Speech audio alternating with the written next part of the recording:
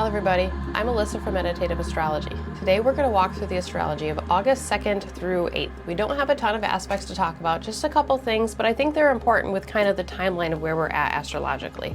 So we're going to get into all of that. Before we do, if you have not already hit that subscribe button, go ahead and take a moment to do so that way you don't miss the things that we have going on here, like these weekly videos that come out every Saturday morning, so you can have them ahead of the upcoming week. And then our live meditation, Sunday night, 8:30 p.m. Eastern Time. We host a live astrologically guided meditation, which is really meant to take the astrology, take the contemplations that you've had through going through the full weekly video breakdown, and then bring it to that quiet contemplative space. Bring it to that space where you can create personal conversations with the astrology and then create personal relationships with the astrology, with the transits that are above all of us, but really bringing it down to your own personal level, contemplating how you can see it in your own life playing out. And then with our awareness of the transits, you know, when things pop up, we're a little bit more aware of the symbolism of them. And there's a way in which, even if there's, you know, whether the things are easy or difficult, there's a way in which it just brings in an awareness and an understanding in some sort of way. So follow us here on YouTube.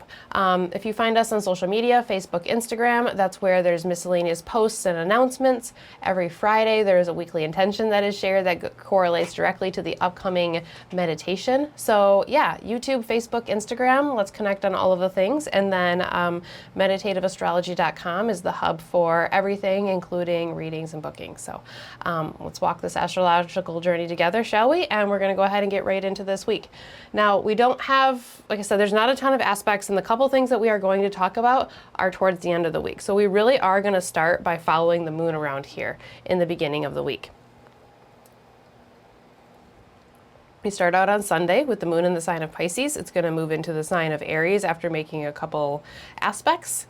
And then that Aries moon is going to take us right into Monday, August 3rd. Again, our transits don't begin till Thursday. We're going to talk about things Thursday and Friday. So we're going to follow the moon around through these the beginning of the week here. So Monday, that Aries moon takes us through the whole day. We're going to get that conjunction to Neptune and to Saturn throughout the day there. Times are always Eastern time here. And that will take us right into Tuesday, August 4th. The moon will move into the sign of Taurus after it squares Mercury. And then Wednesday, we have that Taurus moon all day, and it's going to make a couple squares to Jupiter in Leo and Pluto in the sign of Aquarius. Then if we go ahead and move forward into Thursday, around 5 p.m. Eastern time, times are always Eastern. You can translate to your own time zone depending on where you live. This is the day that Venus is going to enter the sign of Libra. I think I just said 5 p.m. It's around 3 p.m. Eastern time. So we go from having Venus in the place of her fall, where she's a little bit depressed in the sign of Virgo. We talked about that when Venus entered Virgo, so you could refresh by going back to that video there. So she goes from a place where she's considered to be in her fall, or not in a place that's super comfortable, to being in her home sign, her domicile. So she goes from a depressed place to an empowered place, or it's like being in a place that you're not familiar with, that feels, you know, kind of counterintuitive to the spaces and the atmospheres that you like to find yourself in, and then going home. So it's kind of like being in transit somewhere. Maybe you're on vacation, or you know, you're spending time elsewhere and you're kind of figuring things out, getting the lay of the land, but then you come back home and it's like, I'm home again. That's Venus entering the sign of Libra. Now Venus is able to flow within her usual harmony and balancing way that she likes to. So this is Venus's masculine air sign that enters us into the dark half of the year. There's mental balance that we can find here. It's the sign of the scales. Fairness and contemplation are things we can find in the sign of Libra. There can be a lot going on in the headspace in this sign, even if it doesn't necessarily seem that way, because it's not quite as extrovert or loud as Gemini or even Aquarius, the other air signs, and these are our communicative signs. I attribute that to this being Venus's sign, and Venus wanting cohesiveness, wanting peace, wanting things to, you know, kind of be level and wanting everybody to feel comfortable in some sort of way, where the other signs, Gemini is ruled by Mercury, you know, which is the planet of communication, and Aquarius is one of Saturn's signs. And Saturn, when it has something to say, is going to say whatever it has, is going to say what it has to say. Venus is a little bit more about keeping that flow and keeping that balance, but also kind of keeping the social cohesion. There's a lot of social awareness and a lot of social empathy in the sign of Libra, Venus's air sign. So there can still be a lot going on inside the head and a lot of consideration about, like, how does this make this person feel? Or, you know, if I do this, how is this going to affect others? You know, what does somebody else think about whatever the thing is? There's a lot of consideration for others, and then sometimes on a more shadow side, even to the detriment of the self. So there can be like a self-sacrificing type energy with Venus in the sign of Libra in some of the more shadowy type sides here. I want to note that Venus is going to move through a trine with Uranus and Pluto during her stay here in the sign of Libra. We're going to talk about that next week when these go exact. So there's a lot of expansive support for Venus in the sign of Libra here. There's ability to network and convey ideas and really to be able to put it into words. Again, Libra is often concerned with keeping the peace and the status quo as Venus' sign, but it's also a cardinal sign.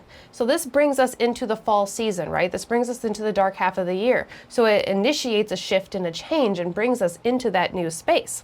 So when confident and supported, and there is strength behind it, Venus in Libra really does want to create connections, create flow, create harmony, and create balancing and leveling for everybody, but it wants to initiate and wants to start that, right? It wants to, or bring it to a new level.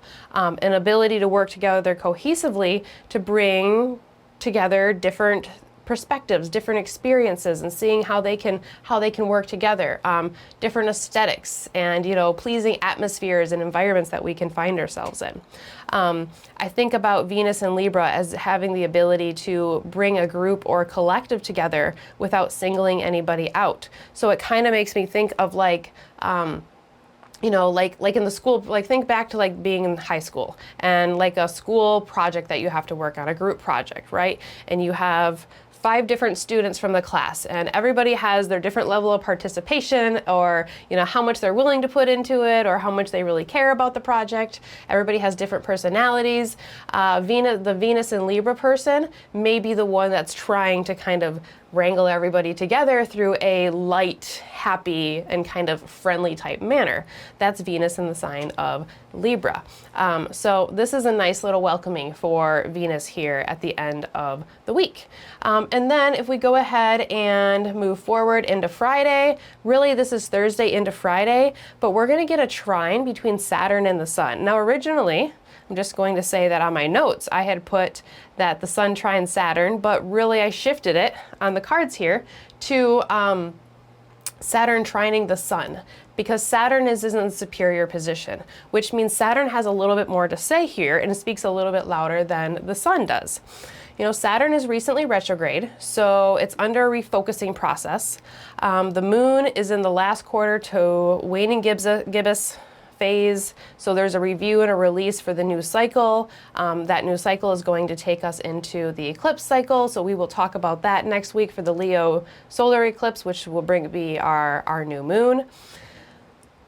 So Saturn is in this revising period. The moon, at the same time that we have this trine between Sun and Saturn, is losing its light. It's letting go, it's releasing. Saturn's really good at letting go and releasing things, typically.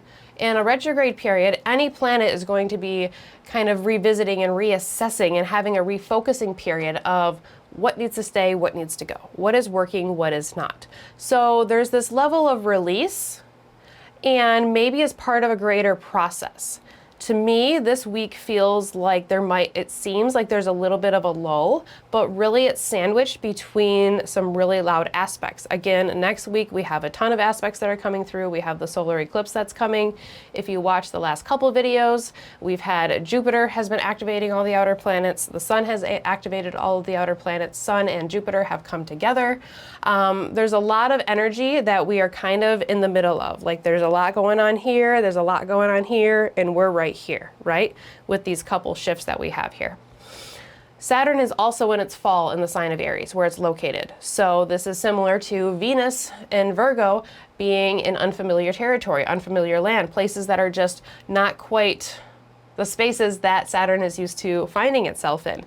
So is there some awareness that is coming up related to that Saturn and Aries experience that we've been having?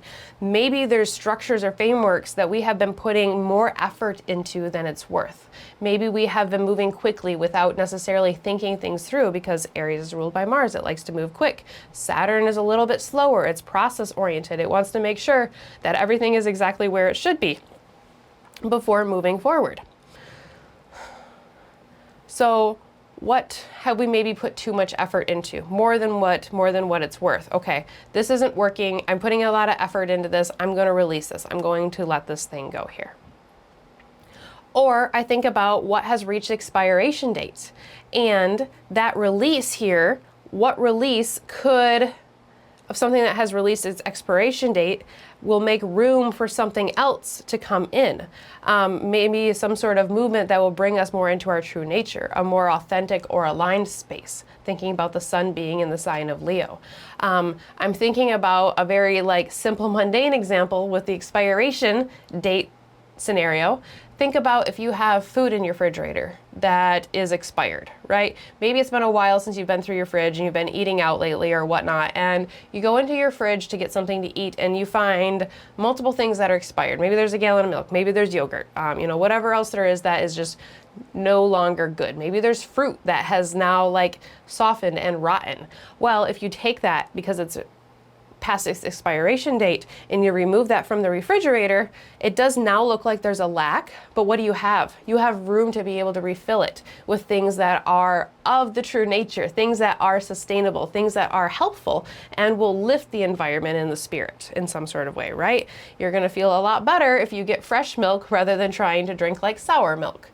So just real simple, mundane example there. Moving into this more authentic or aligned space feels very strong here this week, especially with Venus moving from her fall into her domicile here, really at the same time that this trine is coming through here. Wondering about a release that helps us, that may feel like a weight release in some sort of way. And this is coming because of the trine to the sun in the sign of Leo. The sun represents our life force, vitality, consistent energy, divine intelligence, God, universe, our higher self, our soul path. Saturn represents death, decay, and the container for form to be able to take form, right? Structures and foundations, right? That's what we think of when we talk about Saturn. How can these two things intermingle in a positive way? How can you take life and death? How can you take decay and divine intelligence and mash the two together? This is a trine, so this is supposed to be an expansive aspect where these two planets can work together. Often we think of Sun-Saturn as being a little bit difficult. Well, these two planets can come together to bring structures and forms that will align us more authentically, especially with the sun being in its home sign of Leo. It's interesting that Saturn is in its fall and is in the superior position, and the sun is in its home sign and it's in the inferior position. So the planet that doesn't have as much dignity is speaking a little bit louder. So it makes me really think about showing us things that just aren't quite living up to the standards, just aren't quite right up to par. Maybe there's different scenarios or routines or habits within our lives that we need to structurize or we need to get a little bit more serious about or a little more organized with. Saturn in Aries retrograde, I said this in last week's video, I believe, when we talked about Saturn going retrograde. Saturn in Aries is not conducive to Saturn slowing down and making sure the forms and the structures are sound, right? When you're building the foundation of a house, you want to make sure everything is exactly where it's supposed to be. Well, if you have Mars and Aries building your house, you might have things that aren't quite right. You might forget a screw because you're ready to get to that next board or the next piece, or you're ready to like cover things up and actually make it look like a house. So Saturn, when it's retrograde, there's a slowness, there's a contemplation, there's a going within and a revisiting and revising. This feels more conducive to Saturn and Aries because it's a little bit more aligned with what Saturn likes to do. So even if it brings up hard things, even if it brings up difficult things, it brings us to a space where we get the true nature, the true direction of which we're going. Saturn is not going to give us foo-foo answers in order to just like keep the peace, right? Saturn gives us, you know, the hard yeses and the hard nos. Sometimes with the no, it shows us where our yeses are. So how can we bring these two things together? How can we release something to be able to increase our vitality? What is holding us down in some sort of way? Can we take what we have gained from what is coming here, you know, what has come to pass, and then take it forward with us? So whatever it is that we are releasing, can we still take what we've learned from that with us in some sort of way as we move forward, right? I've learned a lesson from this situation. I've gained insight, I've gained experience. However, this is the space that I'm moving away from, and this is the space that I am moving towards. Even if Saturn's a little banged up, it should still feel helpful. This is still a trine, right? This is still an expansive aspect. Sun and Saturn together can be very disciplined, and it can be very, very focused. So whatever is shifting, there may be some momentum to be able to put in the work, put in the effort. Aries is a cardinal sign and Leo is a solid fixed sign. So there might be a little bit of momentum to initiate the thing, but also be able to have the carry through energy that goes along with it. Think about the consistency of the sun. So this is the aspect that we have coming through exact Thursday into Friday. This really is building throughout the week here as the moon is losing its light and making its way towards the new moon phase. So within the lunar phase, within Saturn retrograde trining the sun, there's a place of release. There's a place of letting go. Even with Venus moving into the sign of Libra this week, there is a point of release because she's moving into the dark half of the year. She's moving into that metaphorical underworld of the solar year, where there is more dark rather than light for the solar day. So there is a shifting that is going on there as well. This is the major aspects that we have going on for this week. The outer planet action that we've had in the last couple weeks may have initiated a greater process, a greater cycle, you know, potentially in many areas of life because we had outer planets in many signs that were activated all at one time. Here, within this week, we may be clearing space for what is going to come in next, what the eclipse cycle is going to be bringing in for us within this next lunar cycle here. So I'm wondering about it kind of feeling like a little bit of a lull, a little bit of an in-between space. But is that in-between space for us to be a little bit Saturn retrograde, right? Is there hard no's that we need to say? Are there boundaries that we need to make? Do we need to stand up for ourselves in a way that we have not done before? Do we need to hold our head and chest high? Do we need to see where maybe we've been pushing too far and maybe where we haven't been quite exerting enough energy and find the balance there? And then we're going to move into the eclipse cycle with the next lunar cycle. So that will be a whole nother story here.